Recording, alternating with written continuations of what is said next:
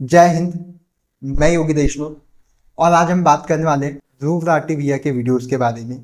तो मेरे फ्रेंड ने मुझे रिकमेंड किया कि ध्रुव राठी भैया के वीडियोस देख, वो भी काफ़ी अच्छे वीडियोस बनाते हैं। तो जब मैंने उनके वीडियोस देखे तो भाई इतना एफर्ट डालते हो अपने वीडियोस में, तो किसी का भी माइंड वॉश करने में पीछे नहीं रहेंगे। उनके वीडियोस इतने अच्छे होते कि भाई मैं खुद हिल गया देख के कि भाई आज़ाद भारत में पहली बार मैंने ऐसा कोई यूट्यूबर देखा है या कोई ऐसा शख्स देखा है जो किसी प्रधानमंत्री के बारे में खुल्लम खुल्ला इतना ज़्यादा बोले।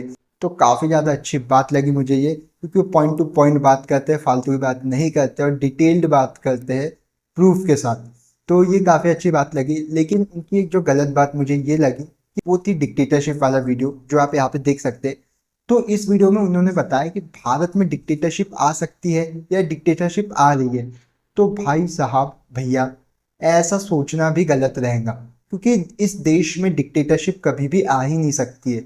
जी हाँ, इस देश में कभी भी डिक्टेटरशिप और डिक्टेटरशिप जैसा वर्ड कभी भी इस देश में आ ही नहीं सकता है, क्योंकि हमारे देश का कॉन्स्टिट्यूशन ही इस प्रकार से बना है कि उसके अंदर जो रिपब्लिक वर्ड है उसको संशोधित करना मुश्किल नहीं, नामुमकिन है। उसे अमेंडमेंट करना मुश्किल है। जो आर्टिकल 398 है वो आपको ये सब करने से रोक देगा कि आप इस चीज में डिक्टेटरशिप ला ही नहीं सकते। अगर कोई रूलिंग पार्टी, चाहे वो बीजेपी हो या कांग्रेस हो या कोई भी अन्य पार्टी, भविष्य में यदि 500 में से 500 सीट्स भी ला ले, तो तब भी वे इस देश में डिक्टेटरशिप लागू कर ही नहीं सकते। इसका एग्जाम्पल हम इंदिरा गांधी जी से अच्छा कोई हमें मिल ही नहीं सकता। इंदिरा गांधी जी ने उनके कार्यकाल में इमरजेंसी जैसे खतरनाक चीज उन्होंने लागू करी थी, जो कि इस देश के लिए काफी ज्यादा खतरनाक है और महत्वपूर्ण भी हो सकता है आपातकालीन स्थिति में। तो उन्होंने जब इमरजेंसी लागू करी तो उन्होंने भाई छीनने का भी हक हमसे छीन लिया था कि हम कुछ अपना राइट टू स्पीच भी नहीं थे हमारे पास, हम कुछ बोल भी नहीं पाते थे, मतलब कुछ बोल भी नहीं सकते थे उस समय पे। तो आप सोच सकते हैं कितनी खतरनाक समय था, कितना खतरनाक समय था वो। क्यों उस समय पे आपको बोलने का भी अधिकार नहीं था, आपको कुछ लिखने का भी अधिकार नहीं था। यदि आप प्रेस के अंदर हैं, यदि आप रिपोर्टर है, तो आपको बोलने का भी अधिकार नहीं था और ना ही किसी और चीज का अधिकार हुआ करता था। उस समय के दौर से हम गुजरे वाले लोग हैं, और उस समय पे जब डिक्टेटरशिप नहीं आ पाई, तो इस समय पे तो भाई मुश्किल नहीं, नामुमकिन है। और इसका एग्जाम्पल इंदिरा गांधी जी काफी अच्छा मैंने बताया आपको।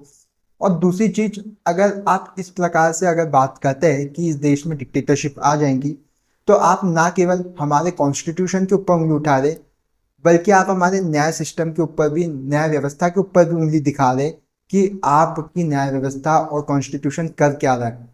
तो डिक्टेटरशिप जैसी बातें करने में और उसे सुनने में इससे बड़ी बेवकूफ़ी हो ही नहीं सकती, क्योंकि इस देश में डिक्टेटरशिप नहीं आ सकती। आप ये कह सकते हैं अपने वीडियोस के थ्रू कि प्राइम मिनिस्टर कर क्या रहे हैं, ये आप भले कहे तो कहीं ना कहीं देखने में लगता है कि नहीं, लेकिन आप डिक्टेटरशिप की बात कर रहे हैं, आप कॉन्स्टिट्यूशन के ऊपर उंगली उठा रहे, आप हमारी न्याय व्यवस्था के ऊपर उंगली उठा रहे। तो ये तो भाई वीडियो बनाने लायक था। ध्रुव राठी भैया को सिर्फ मैं इतना कहना चाहूंगा कि इस देश में कभी भी डिक्टेटरशिप नहीं आ सकती है। और यदि आप ऐसा सोचते हैं कि इस देश में कभी डिक्टेटरशिप आ जाए, तो ये ऐसा कभी हो ही नहीं सकता। हमें आपको उदाहरण भी दे चुके हैं और आपको प्रूफ भी दे चुके हैं कि किस आर्टिकल के थ्रू हमारे देश में डिक्टेटरशिप नहीं आ सकती। तो आज के इस वीडियो में बस इतना ही। मिलते किसी अगले वीडियो में किसी नए टॉपिक के साथ। तब तक के लिए जय हिंद, जय भारत, नमस्कार।